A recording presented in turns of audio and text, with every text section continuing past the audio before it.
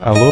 Que foi, pô? Ô, irmão, o que você tá falando de mim na live aí que me falaram que você tá falando de mim? Mano, você tá falando aqui que tá falando de mim, pô. Você tá falando de mim faz 2 Tô horas. falando aqui que você tá falando de mim na live. Tô falando assim, não, o Brino tá falando de você na live. Eu falei, que porra que esse cara tá falando de mim? Faz 2 horas que eu tô tendo que banir pessoa aqui porque eu tô falando que tá falando de mim aqui, pô. Tá falando o que de mim aí? Não, eu não quero falar nada pra você. Mas tô falando que Eu você ia tá falar falando. um negócio, mas não vou falar mais, fiquei chateado. Faz 1 hora que você tá falando de mim. O que você tá falando de mim? Não, eu tô falando na minha live o que você tá falando de mim. Então, o que Na você minha tá falando live de eu tô mim? perguntando o que você tá falando de mim. É isso que eu tô falando de você. Ah, então você tá falando de mim, então. Faz 1 hora que tá falando de mim. Não, eu tô falando de você. Tá falando de mim. Eu tô falando de você. Tá? Você falou que Eu tô tá? falando de você. Você falou que Eu tô tava. falando de você. Eu estou te confirmando. Eu estou falando de Tá você. falando de mim por quê, então? Eu estou te confirmando.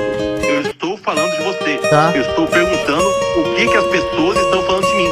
Estão falando de mim que você tá falando de mim. Estão falando.